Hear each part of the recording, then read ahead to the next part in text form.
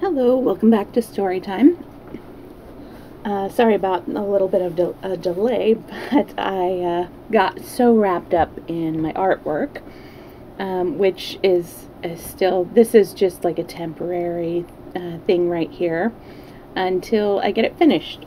But I'm hoping to have it finished before Thursday, which will probably be the end of our Boxcar Children story time, because it's not really all that long of a book. Plus, I had to finish eating lunch. Anyways, of course, there is the usual disclaimer that these books are all very, very old, since they are all public domain, and so, you know, what was appropriate back then might not coincide with what is appropriate now. And it's definitely to a much lesser degree in this one. But a little bit about this one, you might have heard of the Boxcar Children mysteries. This preceded this about 20 or so years, because the original version came out in 1924. And there were some differences between this and when it was revised in 1942 to precede the mystery series, the Boxcar Children mystery series. Number one being, in the beginning of the book, the very first chapter, the children, in the original version, the first 2 pages is where they are orphaned. And so, you know, you have that little bit of interaction, I suppose, with the parents, and then they walk along and they find the baker and her husband. And the differing between these two is, in the original version, the baker and the husband were originally going to send the children off to their grandfather. But in this version, as you'll see, it is their intention to keep the 3 older children and send the youngest one, Benny, off to an orphanage. And there are very slight differences also with the children. Jessie, in the 1942 version, in the original version, she was known as Jess, and then I think Benny was just known as Ben in the original 1924. And then the doctor, I think he's Dr. Miller in 1942. In the original one, he is Dr. Aldrich. So, Dr. Moore is the doctor in the 1942. I also wanted to show you this right here. This is the cover that I grew up with. This is the original 1942 cover, and I believe that it was my mom's originally, and then she passed it on to me. So that is the edition that I'm going to be reading, and I hope that it is okay that I can still put this up on YouTube, because I do love this series. Anyways, let's go ahead and get started. Chapter 1, The 4 Hungry Children. One warm night, 4 children stood in front of the bakery. No one knew them. No one knew where they had come from. The baker's wife saw them first, as they stood looking in at the window at her store. The little boy was looking at the cakes, the big boy was looking at the loaves of bread, and the 2 girls were looking at the cookies. Now, the baker's wife did not like children. She did not like boys at all. So she came to the front of the bakery and listened, looking very cross. "The cake is good, Jessie," the little boy said. He was about 5 years old. "Yes, Benny," said the big girl, "but bread is better for you, isn't it, Henry?" "Oh, yes," said Henry. "We must have some bread, and cake is not good for Benny and Violet." "I like bread best anyway," said Violet. She was about 10 years old, and she had pretty brown hair and brown eyes. "That is just like you, Violet," said Henry, smiling at her. "Let's go into the bakery. Maybe they will let us stay here for the night." The baker's wife looked at them as they came in. "I want 3 loaves of bread, please," said Jessie. She smiled politely at the woman, but the woman did not smile. She looked at Henry as he put his hand in his pocket for the money. She looked cross, but she sold him the bread. Jessie was looking round too, and she saw a long red bench under each window of the bakery. The benches had flat red pillows on them. "Will you let us stay here for the night?" Jessie asked. "We could sleep on those benches, and tomorrow we could help you wash the dishes and do things for you." Now the woman liked this. She did not like to wash the dishes very well. She would like to have a big boy to help her with her work. "Where are your father and mother?" she asked. "They are dead," said Henry. "We have a grandfather in Greenfield, but we don't like him," said Benny. Jessie put her hand over the little boy's mouth before he could say more. "Oh, Benny, be still," she said. "Why don't you like your grandfather?" asked the woman. "He's our father's father, and he didn't like our mother," said Henry, "so we don't think he would like us. We're afraid he would be mean to us." "Did you ever see him?" asked the woman. "No," answered Henry. "Then why do you think he would be mean to you?" asked the woman. "Well, he never came to see us," said Henry. "He doesn't like us at all." "Where did you live before you came here?" asked the woman, but none of the 4 children would tell her. "We'll get along all right," said Jessie. "We want to stay here for only one night." "You may stay here tonight," said the woman at last, "and tomorrow we'll see what we can do." Henry thanked her politely. "We're all pretty tired and hungry," he said. The children sat down on the floor. Henry cut one of the loaves of bread into 4 pieces with his knife, and the children began to eat. "Delicious," said Henry. "Well, I never," said the woman. She went into the next room and shut the door. "I'm glad she's gone," remarked Benny, eating. "She doesn't like us." "Shh, Benny," said Jessie. "She is good to let us sleep here." After supper, the children lay down on their red benches, and Violet and Benny soon went to sleep. But Jessie and Henry could hear the woman talking to the baker.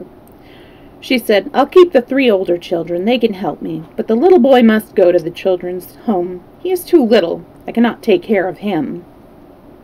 The baker answered, "Very well. Tomorrow I'll take the little boy to the children's home. We'll keep the others for a while, but we must make them tell us who their grandfather is." Jessie and Henry waited until the baker and his wife had gone to bed. Then they sat up in the dark. "Oh, Henry," whispered Jessie. "Let's run away from here." "Yes, indeed," said Henry. "We'll never let Benny go to the children's home. Never, never. We must be far away by morning, or they'll find us. But we must not leave any of our things here." Jessie sat still, thinking. "Our clothes and a cake of soap and towels are in the big laundry bag," she said. "Violet has her little work bag, and we have 2 loaves of bread left. Have you your knife and the money?" "Yes," said Henry. "I have about $4. "You must carry Benny," said Jessie. "He will cry if you wake him up, but I'll wake Violet." "Shh, Violet, come. We are going to run away. If we don't run away, the baker will take Benny to a children's home in the morning." The little girl woke up at once. She sat up and rolled off the bench. She did not make any noise. "What shall I do?" she whispered softly. "Carry this," said Jessie, and gave her the work bag. Jessie put the 2 loaves of bread into the laundry bag, and then she looked around the room. "All right," she said to Henry. "Take Benny now." Henry took Benny in his arms and carried him to the door of the bakery. Jessie took the laundry bag and opened the door very softly. All the children went out quietly. They did not say a word. Jessie shut the door, and then they all listened. Everything was very quiet. So the 4 children went down the street. Chapter 2. Night is turned into day. Soon the children left the town and came to a road. The big yellow moon was out, and they could see the road very well. "We must walk fast," said Henry. "I hope the baker and his wife don't wake up and find us gone." They walked down the road as fast as they could. "How far can you carry Benny?" asked Violet. "Oh, I can carry him a long way," replied Henry. But Jessie said, think we would go faster if we woke him up now. We could take his hands and help him along." Henry stooped and put Benny down. "Come, Benny," he said. "You must wake up and walk now." "Go away," said Violet. "Let me try," said Violet. "Now, Benny, you can play. You are a little brown bear, and we are running away to find a nice, warm bed. Henry and Jessie will help you, and we'll find a bed." Benny liked being a little brown bear, and so he woke up and opened his eyes. Henry and Jessie took his hands, and they all went on again. They passed some farmhouses, but the houses were dark and quiet. The children did not see anyone. They walked and walked for a long time. Then the red sun began to come up. "We must find a place to sleep," said Jessie. "I'm so tired." Little Benny was asleep, and Henry was carrying him again. The other children began to look for a place. At last Violet said, "Look over there." She was pointing at a big haystack in a field near the farmhouse. "Fine place, Violet," said Henry. "See what a big haystack it is." They ran across the field toward the farmhouse. They jumped over a brook, and then they came to the haystack. Henry was still carrying Benny. Jessie began to make a nest in the haystack for Benny, and when they put him into it, he went to sleep again at once. The other children also made nests. "Good night," said Henry, laughing. "It is good morning, I should think," replied Jessie. "We sleep in the day and we walk all night. When it is night again, we'll wake up and walk some more." The children were so tired that they went right to sleep. They slept all day, and it was night again when they woke up. Benny said at once, "Oh, Jessie, I'm hungry. I want something to eat." "Good old Benny," said Henry. "We'll have supper." Jessie took out a loaf of bread and cut it into 4 pieces. It was soon gone. "I want some water," begged Benny. "Not now," said Henry. "You may have some water when it gets dark. There is a pump near the farmhouse. But if we leave the haystack now, someone will see us." When it was dark, the children came out of the haystack and went quietly toward the farmhouse, which was dark and still. Nearby was a pump, and Henry pumped water as quietly as he could. He did not even wake up the hens and chickens. "I want a cup," said Benny. "No, Benny," whispered Henry. "You will have to put your mouth right in the water. You can play you are a horse." This pleased Benny. Henry pumped, and at last Benny had all the water he wanted. The water was cold and sweet, and all the children drank. Then they ran across the field toward the road. "If we hear anyone," said Jessie, "we must hide behind the bushes." Just as she said this, the children heard a horse and cart coming up the road. "Keep very still, Benny," whispered Henry. "Don't say a word." The children got behind the bushes as fast as they could, for they did not have much time to hide. The horse came nearer and began to walk up the hill toward them. Then the children could hear a man talking. It was the baker. "I wonder where those children went," he said. "I don't think they could walk as far as Silver City. If we don't find them in Greenfield, we'll go home." "Yes," answered the wife. "I do not want to find them anyway. I don't like children, but we must try a little while longer. We'll look for them in Greenfield, and that's all." The children watched until the horse and cart had gone down the road. Then they came out from behind the bushes and looked at each other. "My, I am glad those people did not see us," said Henry. "You were a good boy, Benny, to keep still. We'll not go to Greenfield." "I wonder how far it is to Silver City," said Jessie.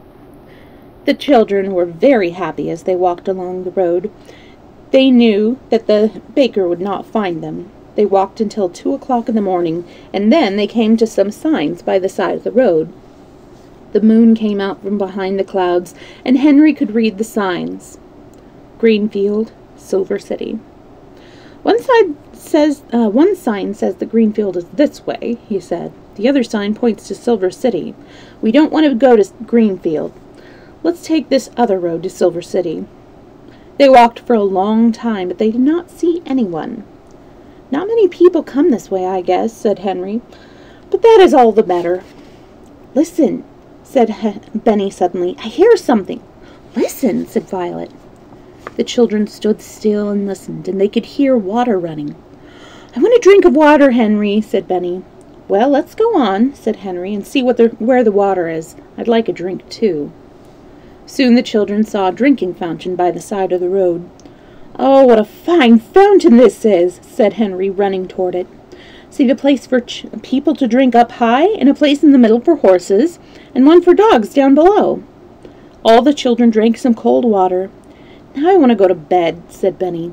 Jessie laughed. "You can go to bed very soon." Henry was looking down a little side road, which had grass growing in the middle of it. "Come," he cried. "This road goes into the woods. We can sleep in the woods." "This is a good place," said Jessie as they walked along. "It is far away from people. You can tell that by the grass in the road." "And it will be near the drinking fountain," said Violet. "That's right," said Henry. "You think of everything, Violet." "It is almost morning," remarked Jessie, "and how hot it is." "I'm glad it is hot," said Henry, "for we must sleep on the ground. Let's find some pine needles for beds." The children went into the woods and soon made 4 beds of pine needles. "I hope it's not going to rain," said Jessie as she lay down. Then she looked up at the sky. "It looks like rain, for the moon has gone behind the clouds." She shut her eyes and did not open them again for a long while. More clouds rolled across the sky, and the wind began to blow. There was lightning also and thunder, but the children did not hear it. They were all fast asleep.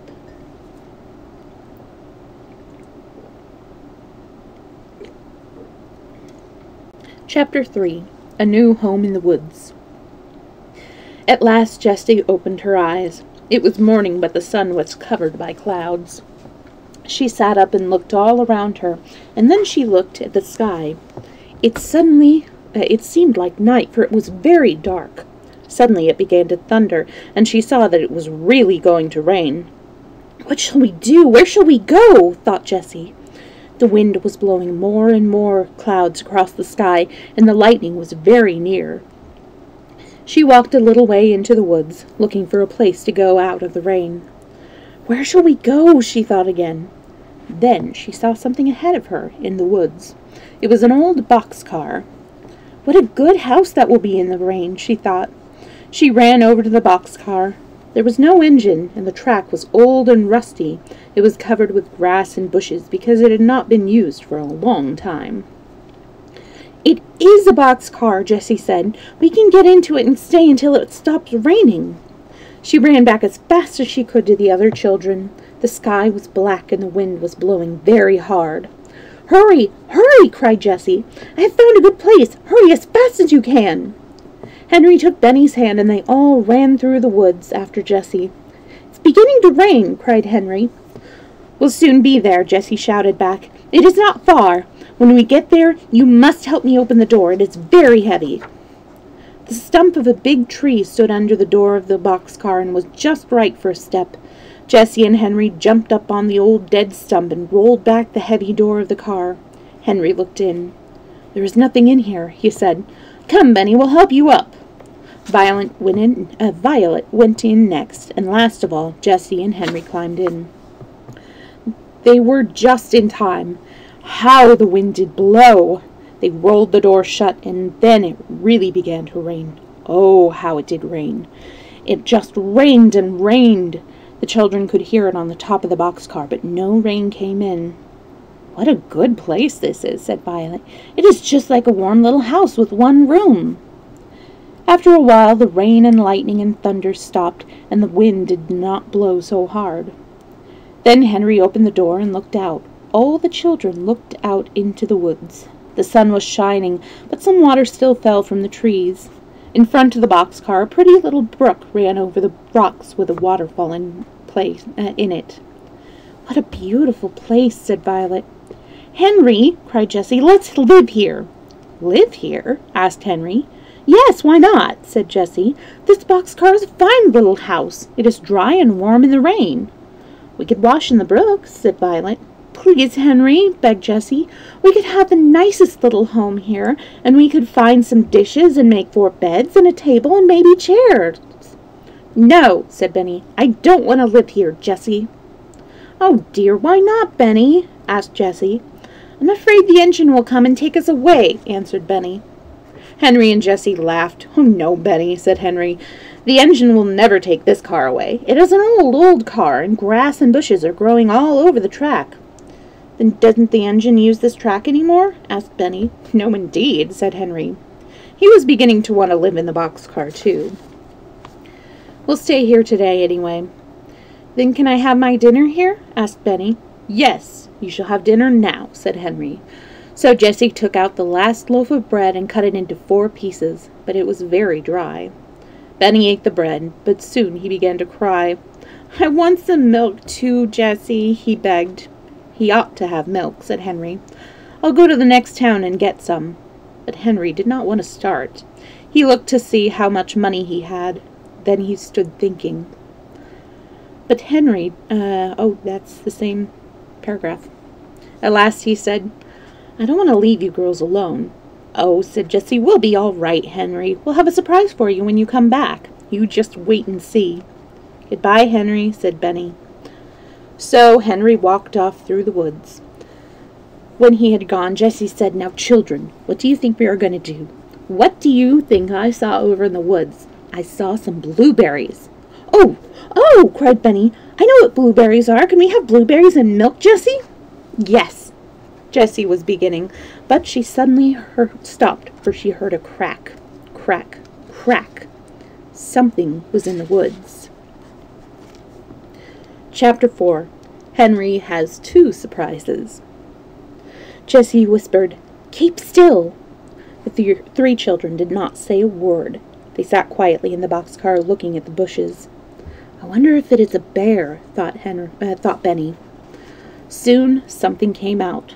But it wasn't a bear. It was a dog which hopped along on 3 legs, crying softly and holding up a front paw. "It's all right," said Jessie. "It's only a dog, but I think he's hurt." The dog looked up and saw the children, and then he wagged his tail. "Poor dog," said Jessie. "Are you lost? Come over here and let me look at your paw." The dog hopped over to the boxcar, and the children got out. Jessie looked at the paw and said, "Oh dear, you poor dog, there is a big thorn in your foot." The dog stopped crying and looked at Jessie. "Good dog," said Jessie. "I can help you, but maybe it will hurt." The dog looked up at Jessie and wagged his tail again. "Violet," ordered Jessie, "please wet my handkerchief in the brook." Jessie sat down on the stump and took the dog in her lap. She patted him and gave him a little piece of bread. Then she began to pull out the thorn. It was a long thorn, but the dog did not make any noise. Jessie pulled and pulled, and at last the thorn came out. Violet had a wet handkerchief ready. Jessie put it around the dog's paw, and he looked up at her and wagged his tail a little. "He wants to say thank you, Jessie," cried Violet. "He's a good dog not to cry." "Yes, he is," agreed Jessie. "Now I had better hold him for a while, so he will lie down and rest his leg." "We can surprise Henry," remarked Benny. "Now we have a dog." "So we can," said Jessie, "but that is not my surprise. I was going to get a lot of blueberries for supper." "Can't we look for blueberries while you hold the dog?" asked Violet. "Yes, you can," said Jessie. "Look over there by the big tree." Benny and Violet ran over to look. "Oh, Jessie!" cried Benny. "Did you ever see so many blueberries? I guess 5 blueberries. No, I guess 10 blueberries."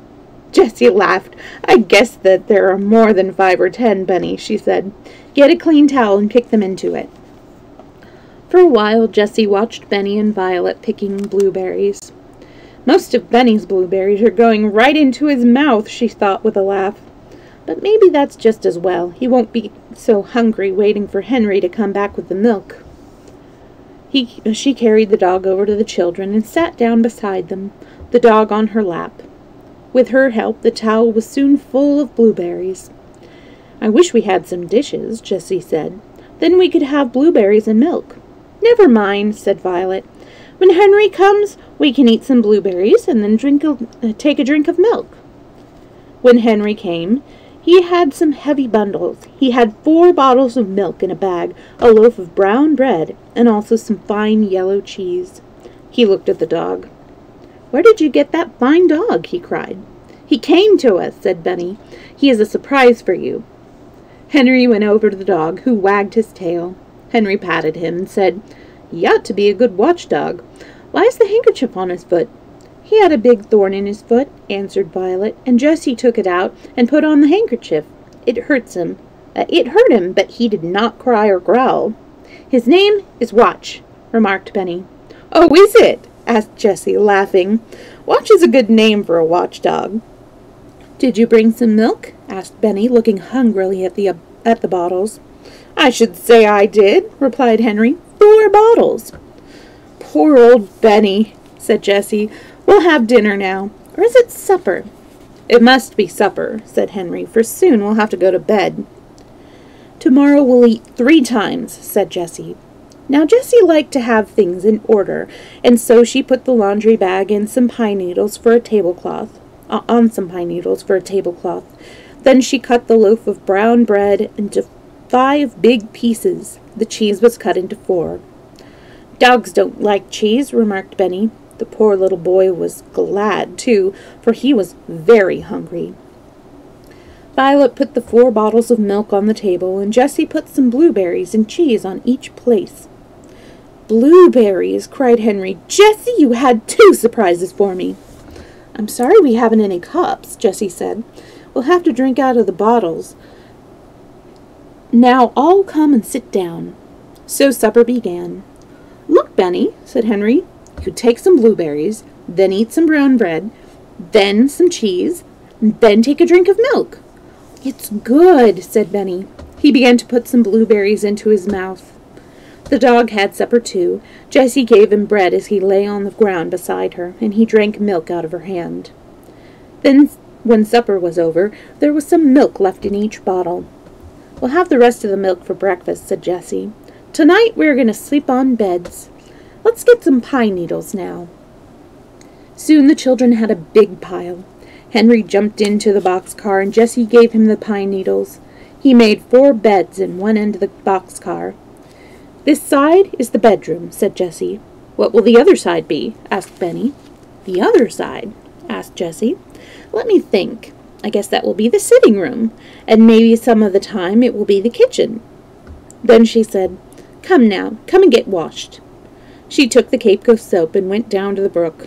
"That will be fun, Benny," said Violet. "We'll splash our paws in the brook, just like Little Brown Bear does." She knew that Benny did not like to be washed. The children were all very hot, and so they were glad to splash in the cold water. Benny put cold water and soap on his face with the others and dried his hands on a towel. Just a little break here. Little Brown Bear. I grew up with that little series. It is like one of those step-up reading, like level 1, level 2. And the person who created Little Brown Bear decided, well, she almost didn't get published. The publishers wanted her to write about a child.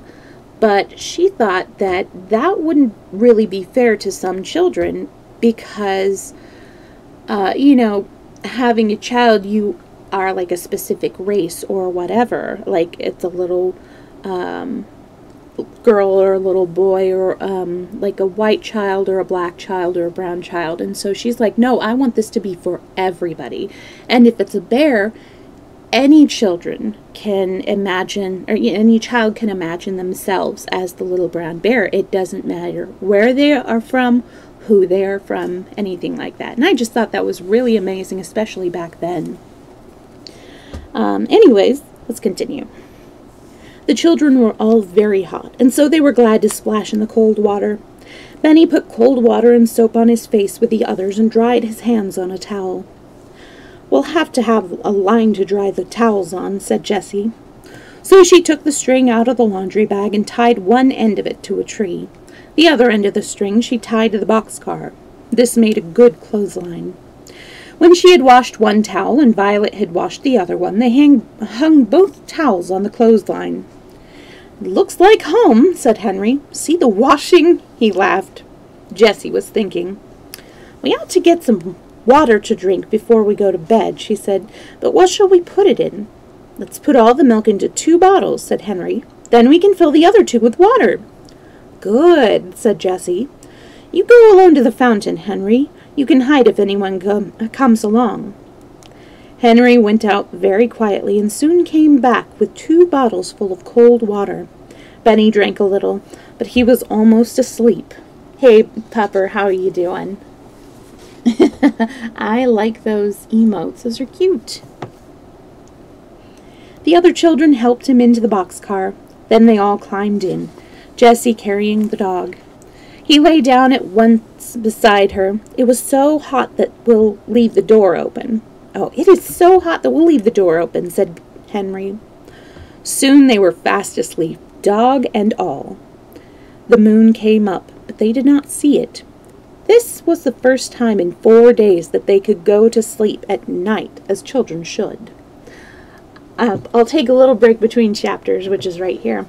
I'm doing all right. Yeah, I had Terraria dreams last night, which, they were fun, but I didn't sleep very well. So after story time, rather than playing Terraria, I'm going to play some more Littlewood, which is fun. I'm glad to hear you're doing well, and I hope you're keeping safe over there. I like your new name, by the way. I know I said it before, but I don't know if you were still around. It is really cute. I love the bushfulness thing. It's very you.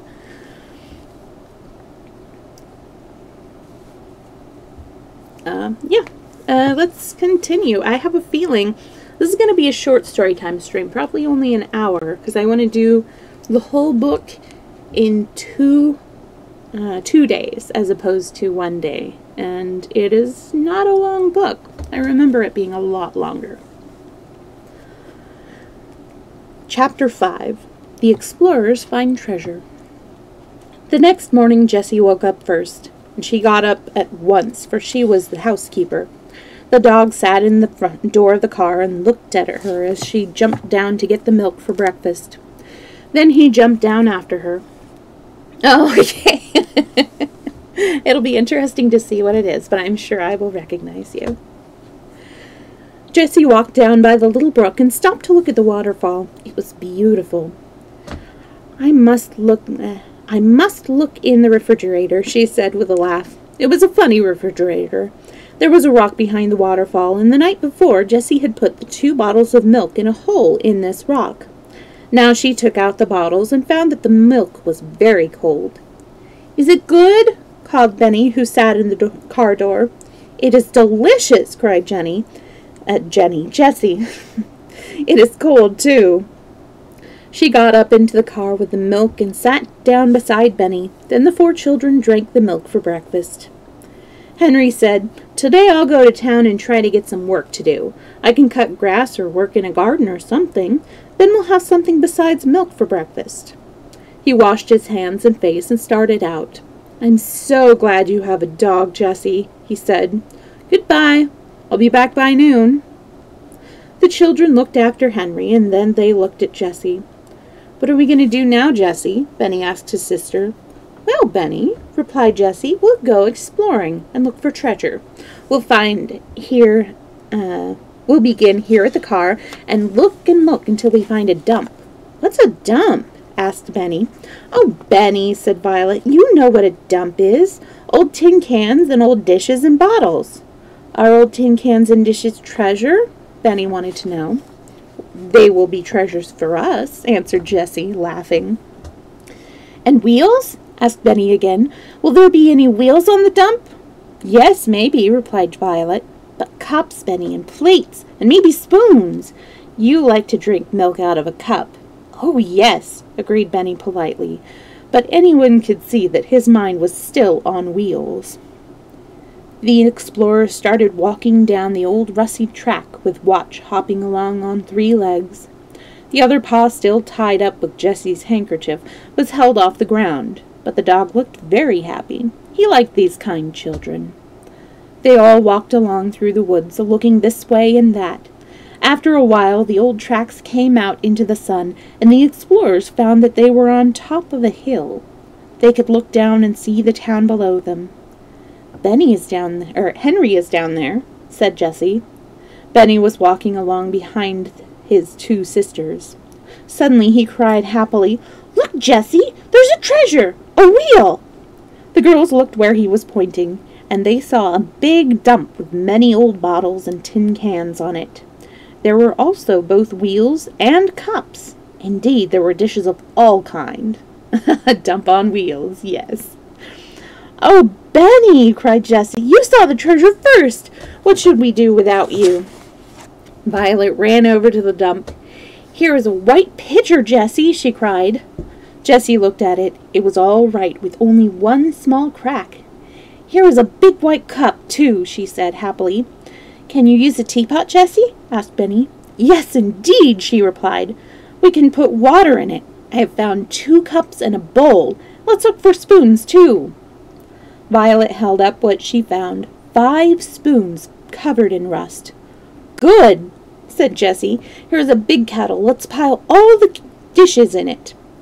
Then we can carry them back to the boxcar." Benny had found 4 wheels just alike and laid them to one side. Now he held up a pink cup. There was a big crack on it, but it had a handle. "This will be my pink cup," said Benny.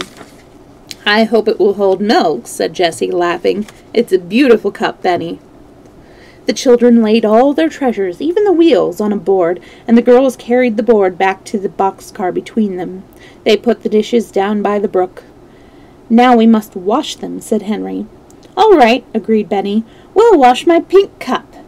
And never did a little boy hand dishes so carefully to his sisters as Benny did. The girls washed the dishes with soap, and Jessie used sand to get the rust off the spoons. "There," she said, washing the last shining spoon. "How fine they look! But I'm afraid they still aren't clean enough to eat from.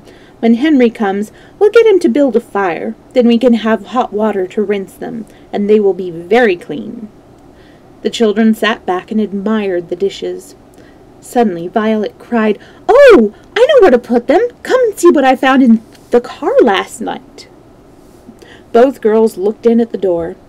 "Look on the door on the other side of the car," said Violet. All Jessie saw were 3 pieces of wood nailed to the closed door of the car, but she knew at once what was in Violet's mind. She ran to get the board they had carried from the dump, and laid it carefully across the 2 pieces of wood. It made a fine shelf for the dishes. "There," said Henry. Henry's at working. "There," said Jessie. The children could hardly wait to put the shining dishes on the shelf. "Now, let's put them on now," said Violet, "and see how they look without waiting to rinse them." When they were on the shelf, Violet picked some white and yellow flowers and put them in a cup full of water in the middle of the shelf. "There," said Jessie, stepping back to look at it. "You said there 3 times," remarked Benny happily. "So I did," replied Jessie, laughing, "and I'm going to say it again." She pointed into the woods and said, "There." Henry was coming through the woods, and he carried many funny-looking bundles in his arms. But he would not open his bundles or tell them what he had been doing until it was time for dinner. "Where did you get the dishes?" he cried when he saw the shelf. "We went exploring," said Jessie, "and found a big dump." The children began telling him about their treasures. Benny told him about the tin cans and his pink cup and his wheels. Jessie took out the big kettle and asked him about building a fire. "We want to use the dishes to eat from," she told him, "and it's hard to get them clean in cold water." So Henry made a small fire in an open place where it could not burn anything. He put big stones all around it. "We ought to have a fireplace," he remarked. Jessie cleaned the kettle with sand and filled it with water. Then Henry put it on the fire. Soon the water was boiling, and Jessie rinsed the dishes carefully. "Now I know they're clean enough to eat from," she said happily. Chapter 6. A Queer Noise in the Night. At last it was dinner time, and the children sat down to see what Henry had in his bundles. "I bought another loaf of brown bread at the store," said Henry, "and some more milk. Then I bought some dried meat, because we can eat it in our hands, and I bought a bone for Watch." Watch looked hungrily at the bone and lay down at once to eat it. Jessie got out 4 cups and bowls and put some milk into each one. Then the children put in little pieces of brown bread and began to eat it with their new spoons. "What fun!" cried Jessie. "Eating with spoons? Now tell us what you did in town, Henry." Henry began. "The town below this hill is Silver City. I saw the name on a sign. I went into the town and walked along the first street I came to. It was a nice street with big houses and flowers and trees. I saw a man out cutting his grass. He's a good man, too, I can tell you. A doctor." "Did you work for him?" asked Jessie. "Yes," said Henry. "He was very hot, and just as I came to the house his bell rang. He started to the house, and I called after him and asked him if I could cut the grass. He said, 'Yes, yes, I wish you would.' You see, he wasn't used to cutting it himself. So I cut the grass, and he said, 'Good for you. Do you want to work every day?' And he said he had never had a boy who cut it as well as I did." "Oh, Henry!" cried Violet and Jessie. "I told him I did want to work, and he told me to come back this afternoon. He has a pretty house and a garage and a big vegetable garden. Then he has a lot of cherry trees behind the house, a cherry orchard. You should see the beautiful big red cherries. Well, when I was cutting the grass near the kitchen, the cook came to the kitchen door and watched me. She asked if I liked cookies. I said I did, and she gave me one." "What did you do with it?" asked Benny hungrily. "When she went back into the kitchen, I put it in my pocket," said Henry, laughing. "Did she see you?" cried Jessie. "Oh, no," said Henry. "I played I was eating it. For a long time I carefully ate away at nothing at all." Benny began to look at Henry's pocket. It did look very funny. Henry went on. "When I came home, the doctor gave me $1, and the cook gave me this bag." Henry laughed at Benny and pulled the bag out of his pocket. In it were 10 delicious brown cookies. "Oh, oh!" cried Benny. "Please, Jessie, let's have cookies for dinner." "Yes, indeed," said Jessie. Then Henry opened his last bundle. "I thought we ought to have a tablecloth," he said. "So I got one at the store, but it wasn't hemmed." Violet begged, "Oh, let me hem it." She took her scissors out of her work-bag and cut the 2 ends even. Then, before she began to hem the pretty blue tablecloth, she helped Jessie wash and rinse the dishes and put them away. Benny helped too. When Henry said goodbye and went back to town, all the children were working happily. Watch was trying to make a hole with one paw to bury his bone in. "I'll help you bury your bone, Watch," said Benny. "Oh, no, Benny," said Jessie. "Watch wants to bury his bone himself. You come and help me. I'm going to make a broom for the house." For a little while Benny ran around finding sticks for the broom, but he soon went to sleep on the ground with the dog for a pillow. The 2 girls sat by the brook. Violet was hemming the blue tablecloth, and Jessie was making the broom with a long stick for a handle. When Henry came back at supper time, the broom with its long handle stood in the kitchen, and the new tablecloth was hemmed.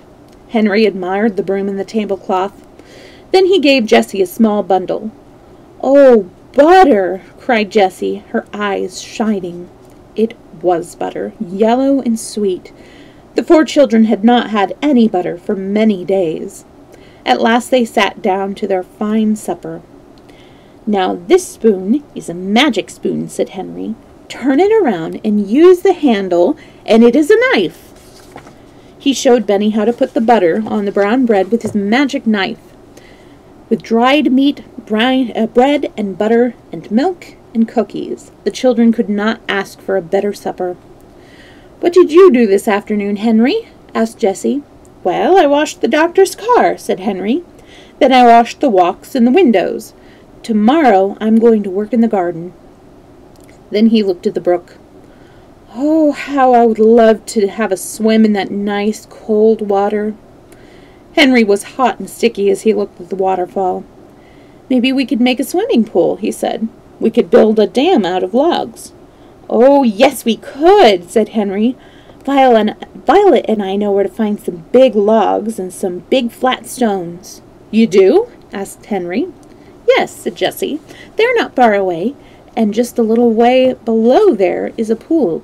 Now with sand all around it, but it is not big enough to swim in." "Is that so?" cried Henry. "Some day I'll stay at home, and we'll try to dam up the brook and make a swimming pool." "You can have my wheels," said Benny. "Good," replied Henry. "I'll make you a little cart with the wheels, Benny, and you can carry stones in it."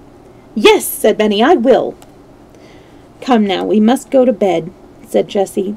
The children were all glad to go to bed. They stood on the stump and climbed into their new house, and they all went to sleep but Henry.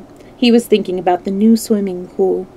All at once he saw that Watch was not asleep. Henry patted the dog and said, "Lie down, Watch." But Watch did not lie down. He began to growl softly. "What is it, Henry?" "Shh," said Henry to the dog. He sat up. Jessie sat up. "What is it, Henry?" she whispered. "I don't know," replied Henry. He was frightened. "I think Watch hears something in the woods." "Let's close the door," said Jessie. "I'm afraid." The two children closed the heavy door softly. Then they sat still and listened, but they did not hear anything. "Lie down, Watch," said Jessie again. "Go to sleep." But Watch did not go to sleep. He growled again. "Maybe someone is in the woods. Maybe someone wants to hide in this car," whispered Jessie. "Maybe," said Henry. "There's someone out there that the dog doesn't, something out there that the dog doesn't like." Then they heard a stick crack and Watch barked. "Oh, shh!" Jessie put her hand over his mouth. "If there is someone out in the woods, he knows that there is a dog in this boxcar," said Henry. He took the new broom in his hand and waited, but nothing came, nothing at all. The two children waited and waited. Violet and Benny slept through it all. "I'm going to open the door now," said Henry. They opened the door softly and then listened. The dog sniffled a little. Then he turned around 3 times and lay down. He put his head on his paws. "It must be all right now," said Henry. "Watch knows. Maybe it was just a rabbit." So at last they all went to sleep and slept until morning. This next chapter is actually the inspiration from my crappily very busy artwork right here. I will clean it up, don't worry. It is chapter 7, and I think this is going to be the last chapter of Storytime, but it is a long chapter. Chapter 7, A Big Meal from Little Onions. The next morning, Jessie and Henry talked about the queer noise. They did not tell Violet and Benny. "What do you think it was?" asked Jessie. "Do you think it was a rabbit?" "I don't know," said Henry, "but I think someone was in the woods. I'm glad we weren't hurt. Someone must have stepped on a stick and made it crack." "What shall we do?" asked Jessie. "Nothing," said Henry. "Watch is a good watchdog. He loves us now, and if anyone tries to hurt us, Watch would take care of us. He would do more than growl. But after this, we must not let Benny go into the woods alone." "I'll keep Benny and Violet with me all the time," said Jessie. "Good," said Henry, "and keep Watch with you all the time, too." "Good morning, Benny. Time to get up. Today you must build something for me out of stones." "What is it?" asked Benny eagerly. "I'm not going to tell you," said Henry, laughing. "You build it just as Jessie tells you, and you will see." Henry was so eager to begin work that he ran all the way to town. The doctor came to the door and smilingly looked him over from head to toe. "My mother will tell you what to do today," the doctor said. "She wants you to work in her garden." Mrs. Moore, the doctor's mother, had a sweet face and looked very kind. "Good morning, Henry," she said. "Do you know how to thin out vegetables?" "Oh, yes," said Henry. "I like to work in a vegetable garden." "I haven't had much time to take care of my garden," Mrs. Moore said. "There, see that?" She pulled out a carrot. It had to come out, for it was much too near the other carrots. "Yes, I see," said Henry. He began to thin out the carrots. Mrs. Moore watched him as he pulled out some of the little carrots and put them in a pile. He left the other carrots to grow. Then he began on the turnips. "You're a good worker," said Mrs. Moore. "I can see that." She smiled at Henry. "You may thin out all of these vegetables." Then she went into the house and left Henry alone. He worked all the morning. He thinned out the carrots, turnips, and little onions. The mill bells rang at noon, but Henry did not hear them. He still worked on in the hot sun. Then he saw Mrs. Moore looking at him. "You have worked long enough now," she said. "You may come again this afternoon." "What shall I do with the vegetables I pulled out?" Henry asked. "Oh, I don't want them," said Mrs. Moore. "Just leave them in a pile." "Do you mind if I take them?" asked Henry. "No, indeed. Do you have chickens?" Then, without waiting for an answer, she went right on. "You have done good work. Here is $1. Henry said thank you, and was glad he did not have to answer about the chickens. When Mrs. Moore went into the house, he took some of the little carrots and turnips and onions. If he had looked up, he would have seen Mrs. Moore in the window watching him, but he did not look up. He was too eager to get to the store and order some meat. When he arrived at the boxcar, Benny told him, "The building is done. I helped with it." The building was a fireplace made out of flat stones. "Benny did a lot of the work," said Jessie. He carried stones and found wood for the fire. The fireplace was a very good one. The children and Watch had made a hole in the foot of a big rock between two trees. Flat stones were laid on the floor of this hole and round the side. Some big stones were put up to keep wind out of the side. Jessie had found a heavy wire in the dump and had put the big kettle on it and tied the end of the wire to the two trees. The kettle hung over the fireplace and the fire was laid. Beside the fireplace was a big wood pile. "Fine!" cried Henry. "You have done well. Now see what I have." Girls were delighted with the meat and the little vegetables.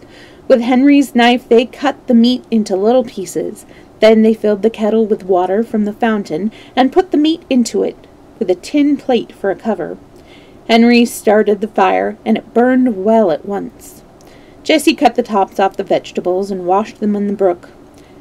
I'll put them in after the meat has cooked a while," she said. Soon the water began to boil, and the stew began to smell good. Watch sat down and looked at it. He sniffed hungrily at it and barked and barked. The children sat round the fireplace eating bread and milk. Now and then Jessie stirred the stew with a big spoon. "It will make a good meal," said Henry. "Keep it boiling and do not leave it. When I come home tonight, I'll bring you some salt, and whatever you do, don't get on fire." Violet pointed to the pitcher and teapot that she had filled with water. "That's to put on Benny or Watch if he should get on fire." Henry laughed and went happily on his way. He wished he could stay and smell the stew boiling, but he thought he ought to work, so he went back to Dr. Moore's house. He was very happy when Dr. Moore said, "Do you want to clean up this garage?" The garage was not in very good order. Dr. Moore laughed when he saw Henry look around for a broom. "I must go out now," said Dr. Moore. "You just clean this place up." Henry began at once. First he opened up all the boxes. On the biggest box he painted the words "Tools" with a long-handled brush and a can of paint he had found. On another box he painted nails. Then he picked over the things and put the tools in the tool box and the nails in the nail box. This was fun for Henry because he liked to get things in order. Henry found a lot of nails that were bent and covered with rust. He put them in his pocket. "I'll ask the doctor for these bent nails," he said to himself. "They are no good to him, but they are fine for me. I can use every old nail I can get." Then he washed the floor and washed his paintbrush. When Dr. Moore came home, he found Henry putting brushes, paint cans, and other things on the shelf. My, he cried. He looked at the garage and laughed and laughed. He laughed until his mother came out to see what he was laughing at. "Look, Mother," he said. "Look at those tools. Look at the shelves. Look at my hammers. 1, 2, 3, 4 hammers. Your hammer, my hammer, and 2 other hammers. They were all lost. Can you use a hammer, Henry?" "Yes, indeed I can," cried Henry. "Take one," said Dr. Moore. "You found them all." "Oh, thank you," said Henry. He showed the doctor the bent nails and was told that he could have those, too. He could hardly wait now to start home, because he was so eager to show Benny and his sisters his new hammer and nails. "Tomorrow will be Sunday," said Dr. Moore. "Will you come again the next day?" "Oh, yes," replied Henry, who had lost all track of the days. "The cherries must be picked," said the doctor. He looked at Henry in a queer way. "We could use any number of cherry pickers if they are all as careful as you. "Could you?" asked Henry eagerly. "Well, I'll come." So the three said goodbye, and Henry started for home. He had another $1 and a pocket full of old nails, a hammer, and the pile of vegetables that he had left at noon. On the way home he bought some salt. When he arrived at the boxcar, he began to smell a delicious smell. "Onions!" he shouted, running up to the kettle. "I do like the smell of onions." "I like the turnips best," said Violet. Jessie took off the cover carefully and stirred in the salt, and Henry sniffed the brown stew. It was boiling and boiling. "A ladle of all things!" cried Henry. "Where did you get that?" "I found a tin cup in the dump," said Jessie. "We used a long stick for a handle and tied it to the cup with a piece of wire. It makes a fine ladle." She ladled out the stew into plates and bowls and put a spoon in each one.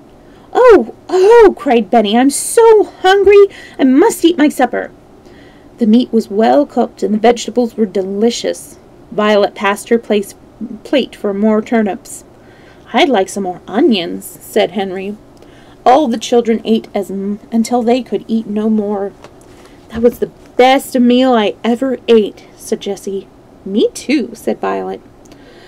"I have time tonight to make Benny's cart," remarked Henry. "We'll want a cart." "Will you make it with my wheels?" asked Benny.